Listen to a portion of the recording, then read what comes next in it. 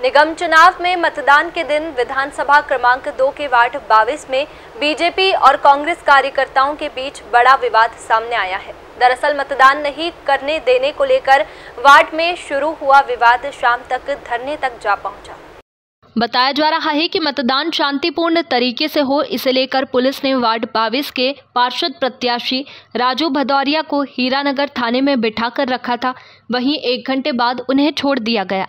इसके पहले कुछ महिलाओं ने पुलिस से शिकायत कर आरोप लगाया था कि बीजेपी पार्षद प्रत्याशी चंदू शिंदे द्वारा उनके साथ गलत व्यवहार किया जा रहा है। वहीं पूरा विवाद उस वक्त बढ़ गया जब मतदान समाप्ति के बाद बीजेपी प्रत्याशी अपनी कार में सवार होकर जाने लगे तो कुछ महिलाओं ने उन्हें चप्पल दिखाई। मिली जानकारी के मुताबिक कांग्रेस और राजू भदौरिया के समर्थकों ने चंदू शिंदे के खिलाफ नारेबाजी की थी। तब मामला और गर्मा गया। कांग्रेस के समर्थकों का आरोप है कि चंदू शिंदे के ही कहने पर राजू भदौरिया को पुलिस ने 1 घंटे तक थाने में बैठाया था। इसके बाद बीजेपी व कांग्रेस हीरानगर थाने के पास एकत्रित होकर आमने सामने हो गए। इधर भीड़ के बढ़ने के बाद पुलिस को लाठीचार्ज करना पड़ा। वहीं बीजेपी विधायक रमेश मेंदोला भी मौके पर पहुंच गए। फिलहाल दोनों ही पार्टियों के समर्थक आमने सामने धरने पर बैठ गए हैं।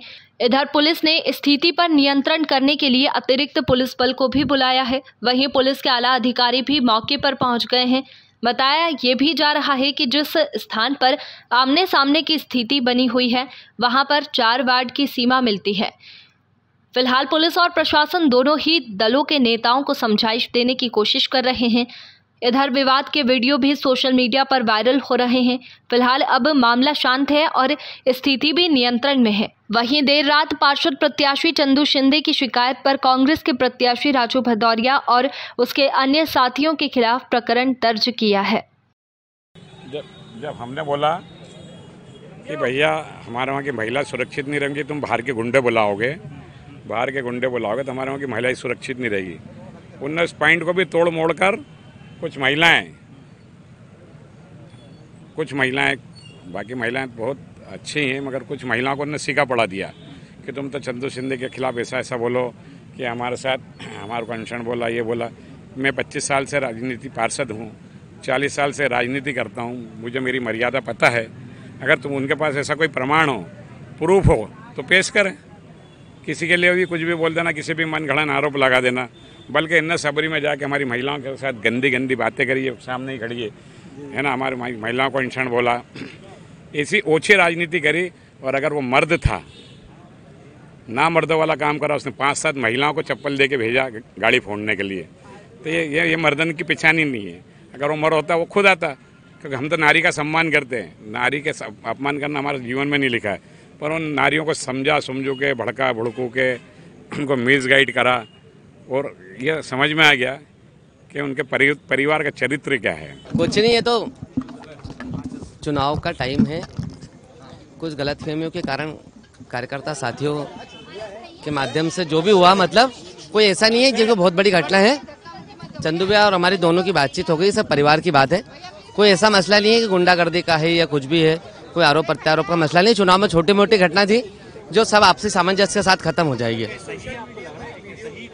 हाँ, जो भी हुआ ठीक नहीं था। जो इसमें राजू भदौरिया या चिंटू चौकसे का कोई दोष नहीं है। इसका कारण क्या है कि हम लोग मौके पे थे, हम अपने चुनाव में अपने गलियों में लगे हुए थे।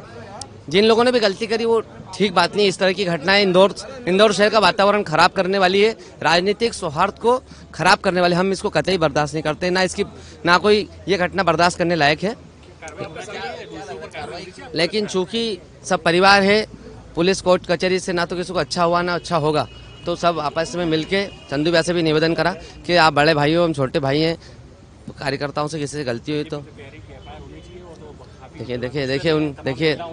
देखो वो अब हमारी तरफ से हमने अपनी बात रख दी कि हम इसके लिए दोषी नहीं है। बाकी नहीं, कोई नहीं, प्रशासन अपना काम कर रहा है, बाकी वो स्वतंत्र है।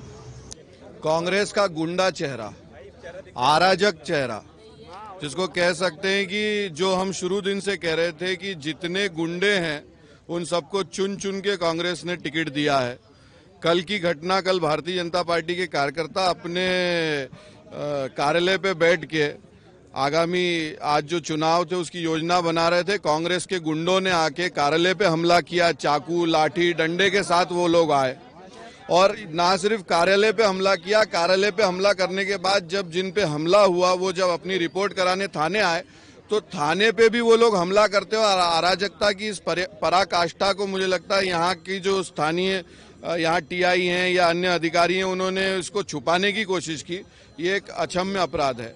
आज हमारे वरिष्ठ नेता चंदू शिंदे जी लगातार जो 3 बार के MIC सदस्य हैं, इतने सीनियर पार्षद हैं, वो अपने क्षेत्र में घूम रहे थे। उनको एक तरह से मैं कहूँगा कि उन पे जानलेवा हमला जो हुआ है, उनकी गाड़ी को घेरा गया, चारों तरफ से पत्थर बरसाए गए, लाठी डंडे चाकू निकाले गए और आज उनके साथ मुझे लगता है जिस तरह का कृत्य हुआ ये इंदौर के लिए एक काला दिन है और ये कांग्रेस की गुंडाई, कांग्रेस की गुंडागिर्दी चरम पे है।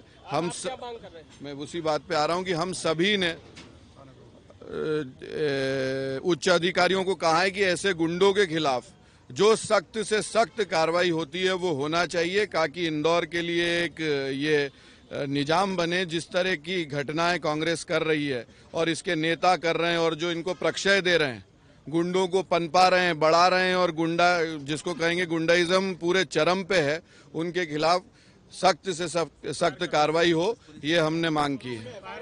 एक घटनाक्रम हुआ था जिसमें बीजेपी के जो वार्ड प्रत्याशी हैं उनकी गाड़ी पर हमला किया गया था। इसके बाद दोनों पक्षों में तनातनी बढ़ गई थी। अभी जो है पुलिस स्थिति नियंत्रण में कर ली गई है और आगे जो भी वैधानिक कार्रवाई कर रही है। किसी तरफ से FIR मैंने बताया आपको, अभी जो भी होगा हम आपको बताएंगे। जो भी वैधानिक कार्रवाई कर रहे हैं। तो दोनों तरफ से आवेदन दिए, क्या करना पड़ा? जैसा मैंने बताया है आपको, स्थिति अभी पूरी तरह से नियंत्रण में है और अभी जो है जो भी वैधानिक कार्रवाई होगी हम लोग कर रहे हैं। इंदौर शहर एक पारिवारिक और एक सकारात्मक वातावरण का हमारा अपना शहर है।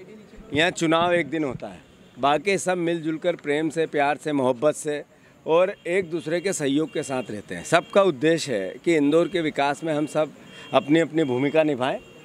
जनता लोकतंत्र में जनार्दन होती है, उसने जो मैंडेट दिया वो स्वीकार्य होता है। अब चूँकि छोटी छोटी घटनाएं कुछ अलग अलग किस्सों में कई है ये आज की घटनाक्रम से लेके, तो हमने जो भारतीय जनता पार्टी के नेता थे उनसे भी बात करने की कोशिश की और कहा कि ऐसी बातों को नज़रअंदाज करके आगे बढ़ना चाहिए। और जहाँ तक चंदू शिंदे जी का जो आपत्ति है उसमें भी मैंने व्यक्तिगत रूप से कहा कि अगर कोई परेशानी हो तो मैं आपको खेद व्यक्त कर दूंगा। तो अभी भी कोई बात नहीं, चंदू शिंदे भी एक हमारे इंदौर शहर के परिवार का हिस्सा है।